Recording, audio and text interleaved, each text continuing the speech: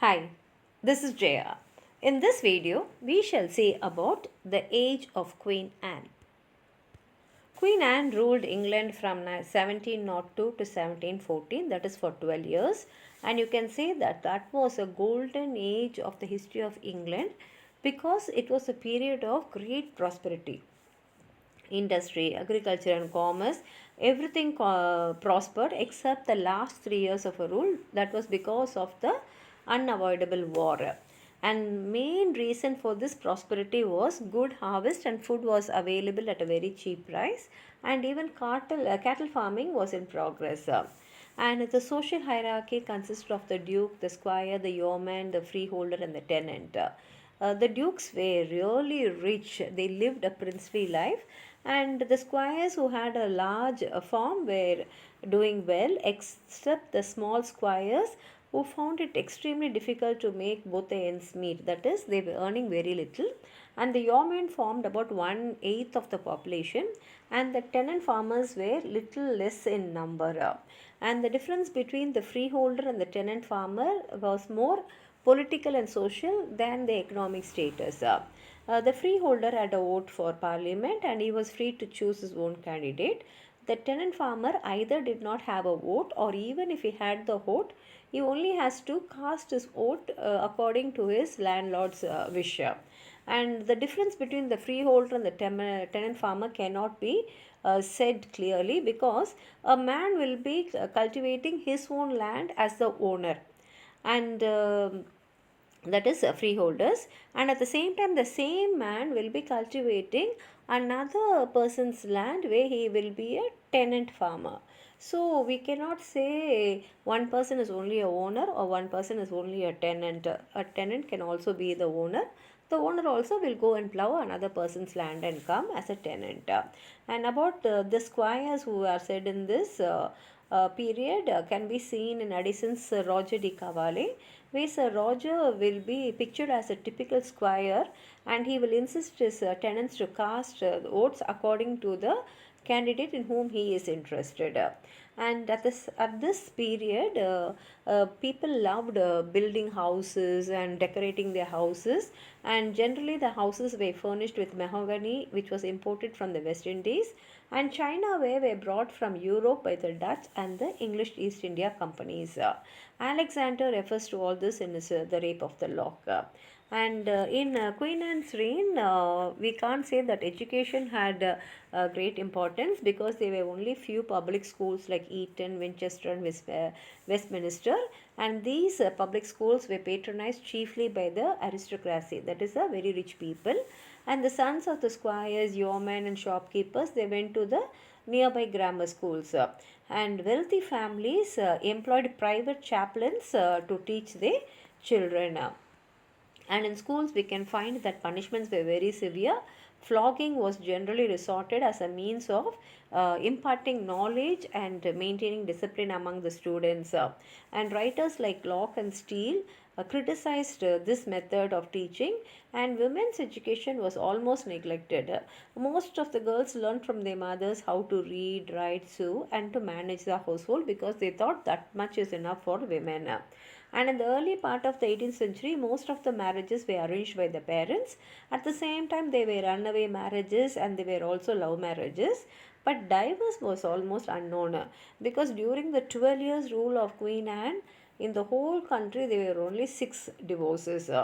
And drunkenness was acknowledged as a national vice of the Englishmen of all classes, though women were not seen drinking. And magistrates also often appeared on the bench heated with wine. And another social vice was gambling. Both men and women gambled freely, and in London, Bath, and Tunbridge Wells, the gambling table was a center of interest. And tobacco smoking also was a common habit, and taking of snuff became general in England because of the immense quantity of snuff which was available after the capture of the Spanish ships which were loaded with snuff. And another very harmful social vice which was prevalent among the gentlemen were dueling. That is, if two people had some dispute, they generally resorted to settling this dispute through a duel, where they will fight with each other till one person dies. Out of the two, one person has to die. And Thackeray has immortalized this in his novel Henry Esmond.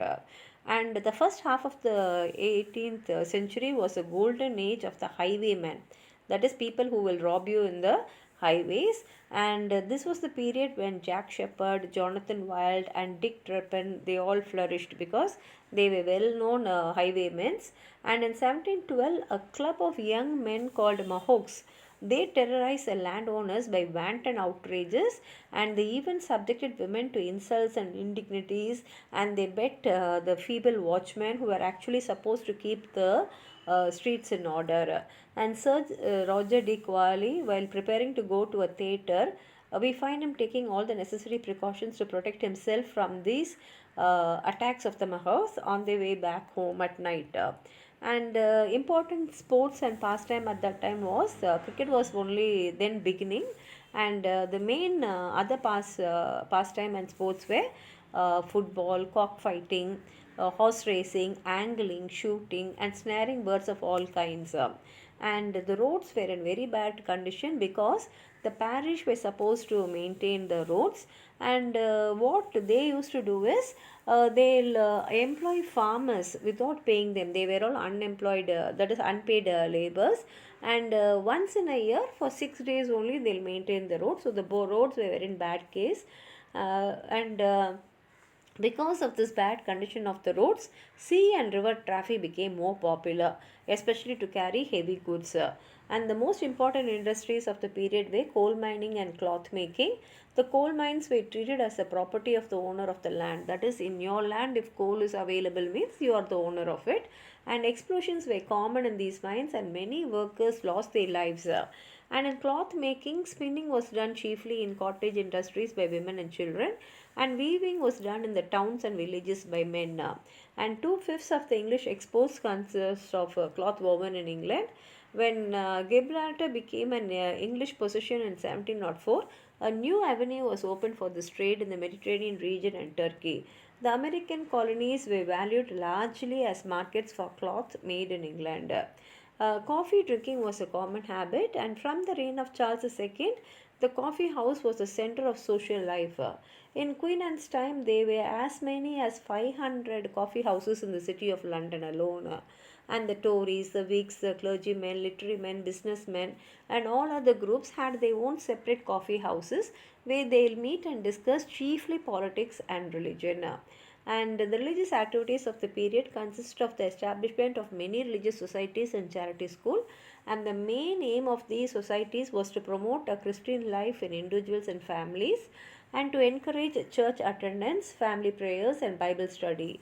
And during the reign of Anne, charity schools were founded by the 100 all over the England to educate the children of the poor in reading, writing, moral discipline, and the principles of the Church of England. And another characteristic activity of the period was the working of the Society for the Reformation of Manners. This society issued thousands of articles against drunkenness, swearing, public indecency, and Sunday trading. Another society was a society for the propagation of the gospel. Cheap Bibles and prayer books were made available even in the county districts by the society. And London was situated 2 miles from the Parliament at Westminster and the Queen's Court at St. James. It was a centre of business. Every country sent its raw materials and food to London, and in return, London sent to every country her finished products. The city contained more than a tenth of the country's population, and because of the lower strata of the population of the capital lived in most filthy conditions without sanitation, and naturally enough, the death rate among them was high. Nearly 12,000 rate-paying householders elected 26 aldermen and 200 councillors to manage the affairs of the city. From the time of the revolution, the court lost its glamour and importance. And the ill health of Queen Anne also was partly responsible for all this. She was an invalid and therefore kept court only on rare occasions. Another reason for the decline of the court was the changing spirit of the time. In the 18th century, patronage was sought not in the court but in the parliament and in the chambers of the ministers. This is about the age of Queen Anne. If you have anything more to add on to what I've said, please write it in the comment box. Like the video, share it with your friends, and if you have not subscribed my channel, please subscribe and support. Thank you.